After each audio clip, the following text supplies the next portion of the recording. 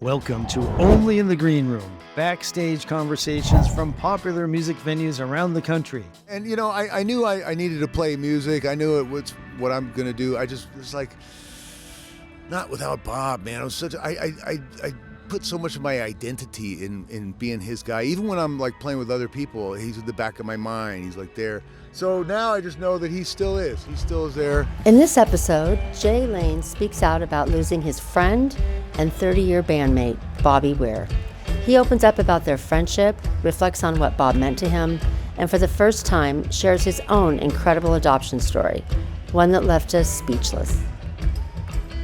Jay Lane, welcome back to Only in the Green Room. Thanks, man. Good to have you, brother. When we had you first on the show, it was about 3.5 years ago at the Sweetwater 50-year anniversary show. Right. I believe that was it, right? Yeah. And He had never played with Sam.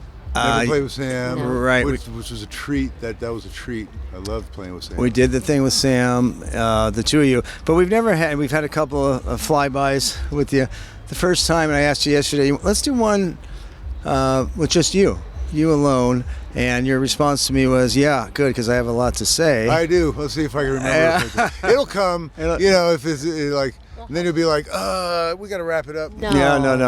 Well, I mean, I'll just set the stage for it. At that Sweetwater interview, you had told us how you met Bob Weir, Bobby, and you didn't know shit about the Grateful Dead, Right. and he said, perfect. When I first met Bob Weir, the reason why he wanted me on this gig, because I didn't really know anything about this kind of music. I came from left field with this shit, really. I was like into jazz and funk and a little bit of rock, but I didn't really know anything about the Grateful Dead. Nothing, literally nothing. And he was like, perfect. You're perfect. Yeah, no, it's weird because you think, you know, I was thinking about this. So, Arista Records put a big thing together to promote Bob Weir in 1978, and they did that Heaven Help the Fool album. Yeah. They got the baddest of the baddest LA guys, right? The top studio guys. It was probably a lot of money they put into that record.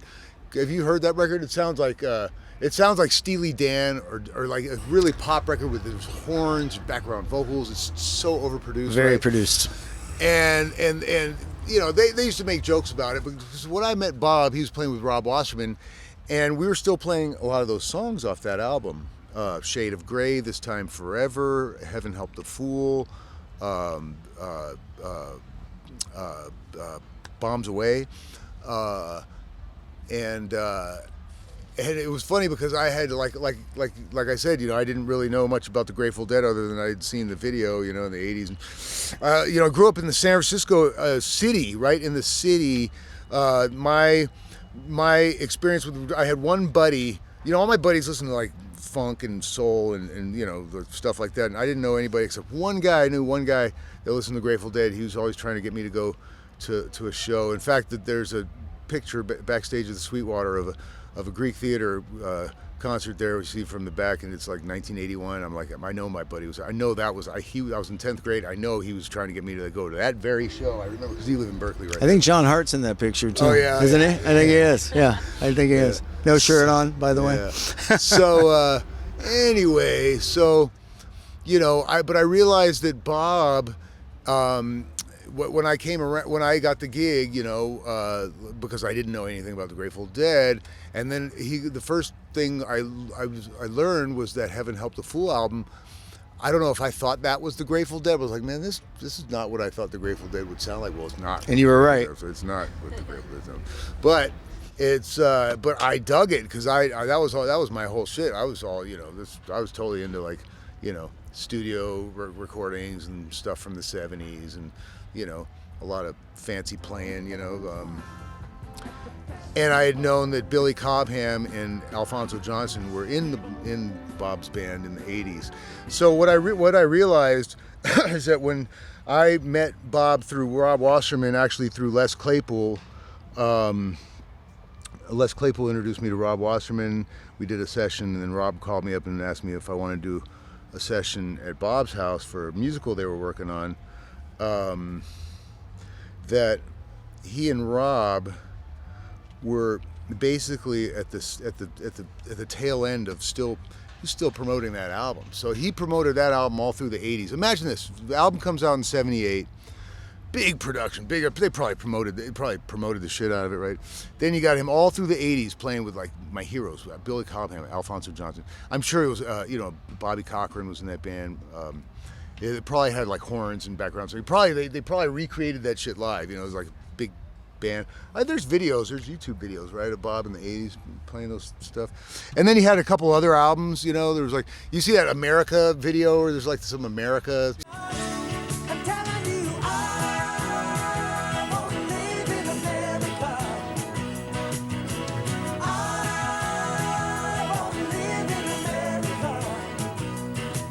Yes, right. That's a trip, right? That's a funny one. That's a trippy one. But we just saw the video of you and Wasserman playing the other night. Did you see it before they showed it before the Music Heals thing? They showed you and Bobby. Did you see that? You might not have even seen it. They showed it before.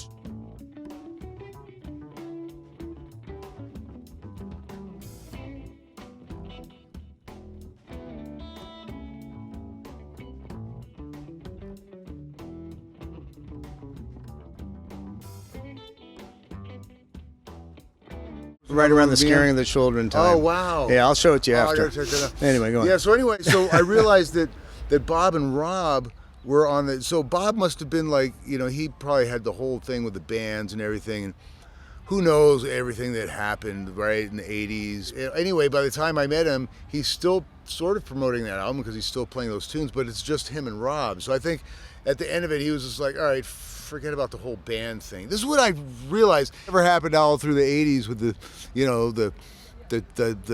trials and tribulations that come with trying to have a band, right? So then here he goes at the end. He's just like, man, forget about the whole band thing. Let me just get this one guy. We'll tour around the country, and they did that for 6 years before I came around, right? Like it was 6 years of Bob and Rob. They started doing that in '88. And then I didn't come around until it was like late '93 is when I met Rob. And it wasn't until like Christmas time or something I started going up to Bob's house, and we started jamming at Bob's house. We were working on that Satchel Paige musical that never saw the light of day, unfortunately. Michael Nash. Yeah. And but that's how I met these guys, and we recorded a song. There's one song, Should Have Been Me. That's what the song was for that. It's like a little ballad or something. And then they go, hey, let's add this kid to our duo. And I'm like, okay. And we rehearsed a couple times, played the Sweetwater a couple times. And then, I think that was early 1994. And then I remember I was also playing with the Charlie Hunter Trio as a jazz trio at the time. My friend Dave Ellis and Charlie Hunter. Who you went to band camp with, right? Dude, I had gone to band camp with Dave Ellis, and that's the reason why I actually ended up meeting all these people from Berkeley. I grew up in San Francisco. But anyway, we were on tour, and we were in Atlanta. It was before Jerry died. Before Jerry died, the Grateful Dead was playing. And I was like, oh man, I play with this dude, man. Let's go try to get in. So, and there was before cell phones, so I couldn't get a hold in anybody, right? I was just like, man, we'll just talk our way in, man. Just start with this guy over here, So we got past the first guy. I don't know how we did it. We got past the second guy. I think we got down under like some baseball stadium, down under where the cook, I remember meeting that cook. Who was their cook? The cook for the dead? It was like I don't know, but we keep meeting chefs, so it's very interesting. The main guy for years. I can't remember his name. But we made it to him. He's really nice. And then I remember we were going to go past that, and the show was over, and I saw all these black SUVs going out there. I was like, oh, that's probably Bob right there, man. Fuck it. And we just left. But that's a trip, man. Back then, it was before 9/11. You could just probably walk into some place if you could talk your way in there good enough, So anyway, man. So then, then Jerry dies, right? And then, I'll never forget that night. We were in New Hampshire. We played the Hampton Beach, New Hampshire. We played the Casino Ballroom there that night that Jerry died, man. And all these people showed up, and I still didn't know any Grateful Dead songs, And we played the show. We played our little Heaven Help the Fool songs and stuff. And then the show was over, and they started going,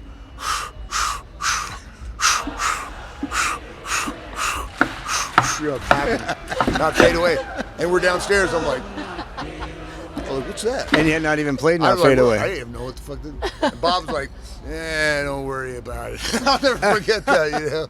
That's so funny. That reminds me of another story. I used to play all this fancy jazz shit. Like not unlike some of these drummers that we just seen today. Stanton Moore up there. Well, not Stanton, but the guys before pulling out all these. Right. To me, it sounds like Bobby Brady.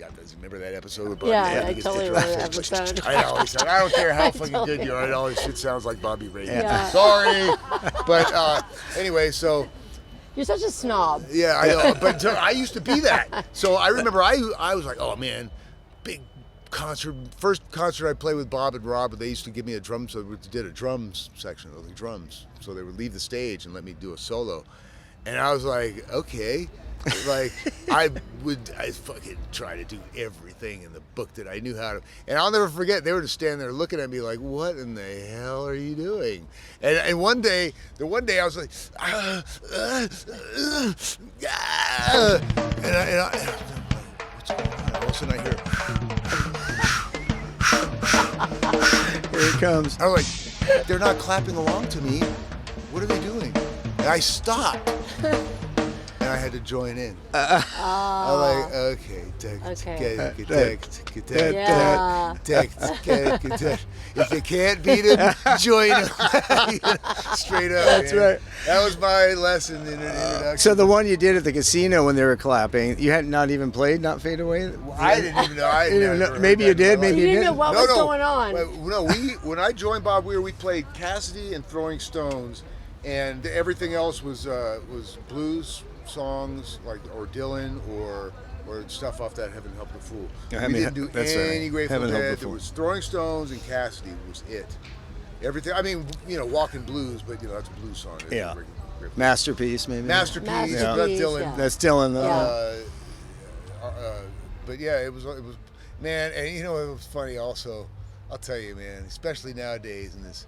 Everybody, 100,000 Grateful Dead cover bands everywhere, and There everybody are. playing the same tunes. More than that. There's like 200. More than I think I 100,000. counted 255 recently. So we were, we'd be like RatDog, right, for years. We'd be like, okay, man, we're in fucking Scranton, PA on a Tuesday, and he'd be pulling out all the chestnuts, all the big tunes. They're like, oh man, we killed it. And then we get to New York City on a Friday night. We're like, all right, Bob, what's on the set list tonight? We're like, oh no, Artificial Flowers, Eternity. I mean, great tunes, but Friday night in New York City, man, at the Hammerstein or something like. And for years, it's almost like he loved that left-handed Monkey Wrench shit, man. Loved to throw it in there, man. Oh yeah, you think you're gonna rock out big time on a Friday night in New York City? Here's what we're playing tonight, pal. You better chill the fuck out and just play this shit. So, but this is after Jerry, right? Oh yeah. So do you think that there was some sort of because he just went in. I'm like, he just went forward and harder after he died, right? Like he didn't take. It's interesting because now I compare it to me. What am I doing? Right. When Bob dies, because at first I was like, I don't even want to play music. Right. Definitely not anything that reminds me of Bob. And if you think about it, he didn't play. We only played those 2 Grateful Dead songs. Right. Like Bob kept playing. We played the night Jerry died. So, our departed friend, if he proved anything to us, he proved that good music can make sad times better. We've got our work cut out for us this evening, so we'll just get started. No Grateful Dead. So that was it. That was it. Maybe that was anything that reminded Yes. him of Jerry too much. Nah. Yes. And then, because obviously years later, he did not want to get that lead guitar player, man. We had RatDog for years until Mark came along in 98, man. So that was like 4 years of no Mark Herron. lead guitar. Mark Herron. Right. And he did not want to get a lead guitar player.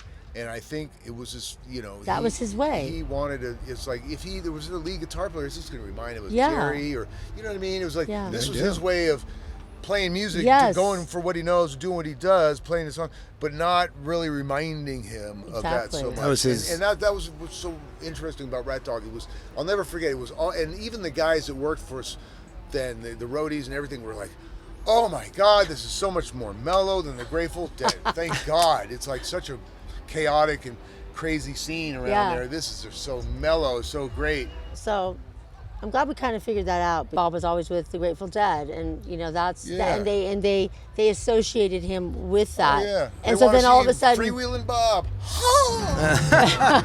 Do it like that, Bob. Yeah. Get up there. Yeah. I'm just saying, Yeah. man. I'm speaking for Bob right now because he wanted to do Wolf Bros. Maybe that's not unlike Jerry. Maybe Jerry wanted to do Jerry Band or just chill out and get off dope or whatever the hell he wanted to do. But I noticed, like, when we interviewed you one time, I don't know what was going on, but we were interviewing you, and you were like, is that off? And you were like, Bob's going to be so mad at me. And I feel like you, like, in a way, it was almost like he was I don't know if a father figure or like some mentor figure. And I want to talk about that because I want to talk about your relationship. Let's talk about the fact that he was adopted and so was I.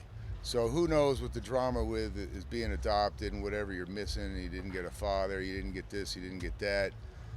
But you got a lot of love where you might not have got that from your birth parents, So it's like, it's a mind bender, right? But whatever goes on with adoption is we were both adopted. Our adoption stories are very different. Mine, and I'm about to launch into a very interesting story here that I've been waiting to say. My adoption was very interesting. I was adopted by a single parent, and it was one of the first cases in the state of California because my mom, who adopted me, was a professor of early childhood education. She founded a Head Start in the 60s, taught at NYU in the 50s. So because of her credentials, she was able to adopt as a single parent in 1965. So... But we had just had, and the funny thing is she wanted to adopt biracial children. And on my birth certificate it said my nationality was, my mom was Yugoslavian and my dad was French, English, Danish, Negro. And I was always like, okay, you're part black, whatever. And my sister, then she adopted my sister 2 years later, not related, but my sister's very, you could tell she's part black. You could just see it. Me, I always knew, I was like, I ain't black, man. Whatever. You got the rhythm. Yeah. You got the rhythm. Come on. I'll tell you about that. But the funny thing is that I always knew I wasn't, and then I found out, kind of got a little gist of what happened. So my birth mother was a Yugoslavian lady, and she had family was very strict from the old country. Yeah. And she rebelled. Her parents were very strict, wanted her to stay within the race or whatever, so she wanted to date black guys and Latin guys, and free love it's 1964. Free love, and everybody's, she wanted to experiment like a lot of people experimenting in that time, right? So she hid her life from her parents, and her family did not know what she was doing. She ends up pregnant. She has a daughter with a very black, dark-skinned black man, a bass player by the name of Donald Rafael Garrett, played on a few John Coltrane albums, played with Archie Shepp, played a lot in San Francisco in the 60s at a club called the Both And Jazz Club that was very popular, amongst a lot of other clubs in the Fillmore that was decimated by our good friend Justin Herman and his fucking sculpture down the fucking Justin Herman Plaza. Shakedown Street. Gutted the fucking Fillmore in the 70s. But anyway, read the book. Yeah, so she ends up pregnant, and for one of the first cases where a white chick is pregnant with a white baby, and it's like a scandal. Instead it should have been a black baby. They had a child 3 years before, and I have a half black birth sister with same mom, and that dude, her man, that was her man before they had a child in Chicago. They came out to San Francisco for the free love thing. She ends up pregnant, given up for adoption. That's me. And then they stayed together, and then she had and then he left her and got her with another woman, and they had a baby. And that's, do you know Biambu? Oh. Fairfax, the Fairfax music scene? Yeah, sure. Lex of course. Lex, course, Lex Raison. The guitar player. Do you? Lex Raison, all those guys. That's different mama, same daddy as Wow. Okay. But check this out. That woman is the daughter of the pastor. Stay with me. The daughter of the pastor of this church, the First Unitarian Church on Franklin and Geary. You know that ugly cement building? Not the one that where they No, have not everything. St. Mary's. Yeah, But okay. that ugly, where O'Farrell Street has to go like this around Yeah, that. Star Yeah. King. Star It's King. Star Yes, King. yes. Yeah. My mom started a nursery school there when I was a kid, and me and all the other kids in my little group there that my community or whatever went to this nursery school. Well, it wasn't really part of the church, but now I find out later from Mary Microgram, for Denise Kaufman, Ace of Cups bass player, who was a merry prankster. We were hanging out with her What? house. Yes. So check this out. What? So I'm over there with Barry Celeste and Rob Baracco in Hawaii playing some gigs, right? Stephen Inglis and Pete Sears. And these guys were staying with Mary Microgram, Denise Kaufman. So we popped by her place on Kauai and we're hanging out. And Barack was just grabbing his shoes. We go on a hike, and she's like, "Oh yeah, I was hanging out with Jerry the day where he got named Captain Trips because this cop came up. We were smoking a cigarette outside of this club, and a cop came up, all aggressive, and Jerry Jedi mind tripped him around and fucking spun him around, and said, Trips, Captain." And she was like, "Wow," and walked back in the party and said to Ken Kesey, "Hey, that just shit happened." He goes, "Captain Trips." And then in the next breath, she goes, "And then we used to go to the Academy of Sciences and listen to Donald Rafael Garrett." I was like, "What?" Honestly, when she said that, I fucking just lost my shit. I never heard the end of this. I never let her finish her story, by the way. But that's crazy. they used to go sit and watch him because he played bass, but he also played flute and wind instruments, and he did a flute class at the Academy of Sciences in the 60s, and the Merry Pranksters used to go check him out. Wow. So, dude, am I meant to Man, believe this thing? I mean, think- no, I mean, And it's this like, is the I always thing. felt like an outsider This is coming from an outsider's crazy. thing, but then when I heard all this, and then, but check Serendipitous. this. Yeah. Crazy. Wow. It's fucking Mary crazy. Microgram says the Mary Microgram. I love that. the daughter of the pastor of that church is Biambu's mom, the girlfriend of this bass player after my mom was. So there's this connection between where my birth mom and then her boyfriend, this guy Donald Rafael Garrett, after he was with her, he was with a woman whose dad was a pastor of the church that my mom, who adopted me, Dr. Mary B. Lane, started a nursery school in that same church. And I was thinking, oh my God.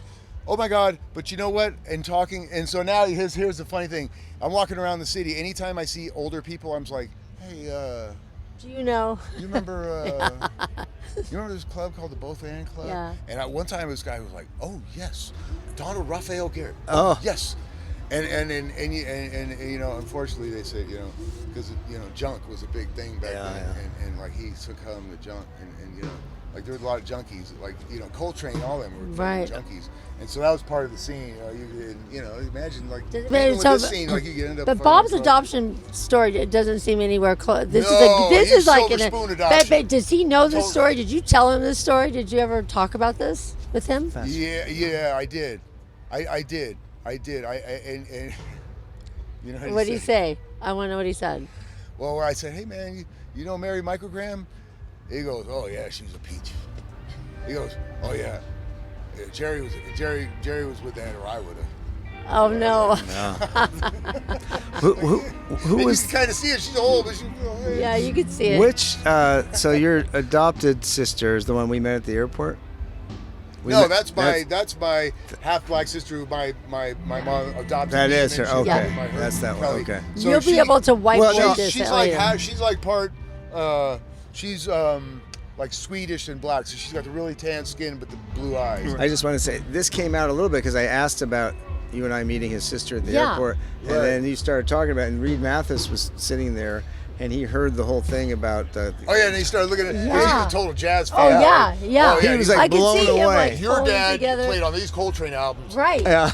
Your whole life is been about serendipity on some level. Like it's like really like it's like I mean who But, you can't make this shit of up. course, my conspiracy theory mind, I was like, I was thinking like, they knew the whole time that Yeah, I was right. somebody's son, who were like, watch him from afar, like Obi-Wan Kenobi. You know, science Watch experiment. Luke, There's watch some- him Wait till when he grows up, send him a little thing and get him over here. Yeah. No, Well, maybe. That smart. Because I was thinking there was this big connection with this church. Yeah. When I started talking to some older people that actually I knew through the family, there's like, the progressive scene back then was much smaller than it is now. So if you imagine, there's a good chance that a lot of these people were in the same circles, because there was like, imagine like all the people experimenting with drugs and all the new shit, people looking for spirituality, and there was probably a lot of people looking for spirituality without drugs, and so you have these churches that were like that one I think was open to like universalists, a universalist church. I don't even know right. I never knew it. I pass it all the time. Yeah. I mean, you're a you know what else Yeah. is a trip? And we get a picture of this out in front of. Here's what's a trip. I always think it's like my mom that adopted me was a single parent, and she adopted me at 10 months old, and then 2 years later she adopted my sister, the one you met at the airport, who's 2 years younger than me. Outside of that church is a statue of a single mother with a boy and a little girl. I love this shit. And no name on it? I love this. Me. No, There's this no is name all on it. to It's just me that's makes a so much No, sense. no. it's a replica. This Yeah, makes so much it's just a sense. statue. Wow. And then, but there's like, because there's the old church and then there's like the new cement building. So there's like, it was the old church that's been there for 150 years or something. Yeah. So lest you ever questioned yourself. I know. You think about that And by the story, way, this right? is. I just want you to know. Let's just go back. So now, so you maybe you did, maybe you didn't tell Bob that whole story. I can't remember because, I didn't. But you guys you realize you were both adopted at some point. Oh no, for sure. And It's a different level. I always felt that like he was like a father figure. He always felt like he was looking out for me, and a father figure, but also a brother. But man, it's like I used to spend so much time with him on the road. And you came during the in day. right We after were only Jerry. playing 3 hours a night. We were on the road like 21 hours a day with somebody, and we used to work out. He was all about the steam room back in the day. We'd get in a cab in our cold little gym shorts, all freezing. Did not even bring a gym bag. Just get in your gym clothes and get in a cab. Clear across town, cold, and to find an old crusty YMCA with those old rusted ass weights of old men and shit in there, just to go to the damn stinky steam room, Sweat it out. and then come out of there all sweaty and all cold in a cab all the way back for years, man. Oh my God! And then he used to love to do yoga, and he'd be like making noises in the steam room. That's why, honestly, last year when we were at the Oregon Country Fair and we were in the naked, the sauna where everybody's naked in there. Like there's like 50 people in there all naked, and a dude in there with a didgeridoo, and everybody's singing Om. I was like, oh man, Bob really would never get to see this. I'm sure he got to see something like that at some point in his life. But I was like, man, this is his shit here, man. It's like, I was telling him and Natasha about the Oregon Country Fair because I had such a blast there last year. You're going this year. I And love I the got a Oregon gig Country there this Fair. year, It's and I'm going to amazing. do Yeah. my thing. I'm going to finally do Let Me Get Down and Do My Thing, Baby. What do you call in the ensemble? Jayski and the Dawn. I think There you we should invite Jay Jay Skin in the for Dog. our original song. We should. Yeah, Our original series. music nights at our home. Yeah.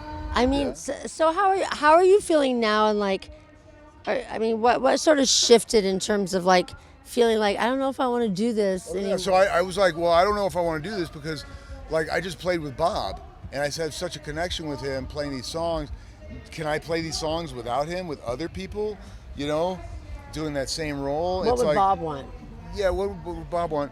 I'll tell you what Bob doesn't want. I know what Bob doesn't want is loud and fast and a wheedly with the 5 guitar players at once. He does not like that, never did. So whatever I'm going to do, it's not going to be that. I also think it's time for me to do my own thing, and I didn't know what that was going to be. But now I see a little clearer with the Oregon Country Fair thing in front of me that this is going to be like a funky mashup of Grateful Dead mixed in with like some Prince stuff, George Clinton stuff, some of my Nice. originals, Nice.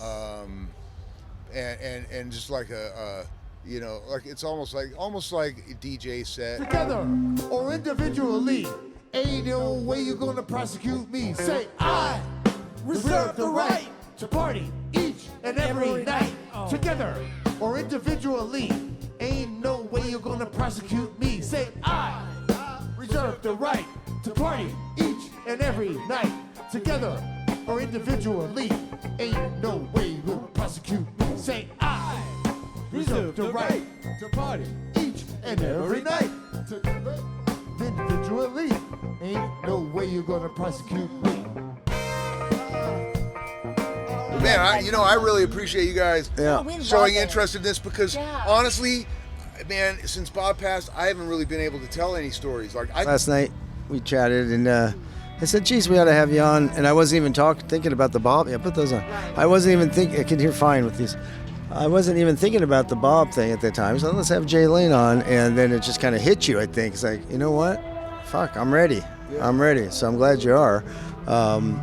And I just, I think it is, what I heard from folks, I even talked to you about it about a month after he died, and you were like, fuck it, I'm done. What's my life about? I mean, right? well, thank God, Sally's got the home preschool. We got little kids in my house, changing diapers, whatnot, and little infants and shit. And so that's thank God she does that. And we had closed halfway during the pandemic, and we just opened up. We've been open about three months now, and the kids coming on in. Sally is the baby whisperer. Yeah, it's beautiful. So then, so that happened, and time passes, and it's like you just kind of said, "Shit, I got to tell it." Yeah, and I knew I needed to play music. I knew it was what I'm gonna do. It's like not without Bob, man. I put so much of my identity in being his guy. Even when I'm like playing with other people, he's at the back of my mind. He's like there. So now I just know that he still is. He still is there. He'll always be there. He'll always be there. I was thinking it was right? probably very cathartic when we did the Weir Wasserman thing the other night, and because then Sarah Wasserman told me that you were totally engaged in it and putting the set list together, and I thought, you know what, that's fun. Well, I suggested a bunch of songs off that Heaven Helped a Fool album. They were like, because that shit's so hard Jackie to learn. Green said no way. Yeah, there's so much to learn. It's like, leave us with this. Who's going to be with you on the Oregon Country Fair? The Jay, what did you call it? It's Lebo. Well, Sunday we're playing a tribute to Bob Weir. It's Kimmock, Crosby, Jason Crosby, Lebo, Dave Ellis, Kanika Moore, and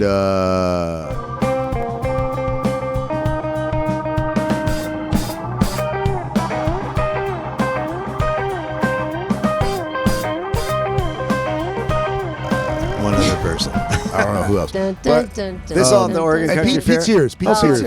That's next weekend. That's next weekend. But then they threw me this Friday night gig where it's I'm just basically using people that are already there. So Lebo, Dave Ellis, Jordan Feinstein, and Mr. Ellis, has a couple of students now who play with the California Honey Drops because Mr. Ellis has been teaching music for the last 20 years, and we still got some minions. That's perfect. And all right, one more time, the name of that little project. Jaski and the Dawn.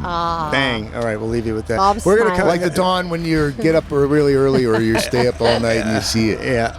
Part 2 will be to talk about how that went. Yeah. Yeah. We'll see. Totally. Right on, brother. Yeah. Right on, you guys. Thank you.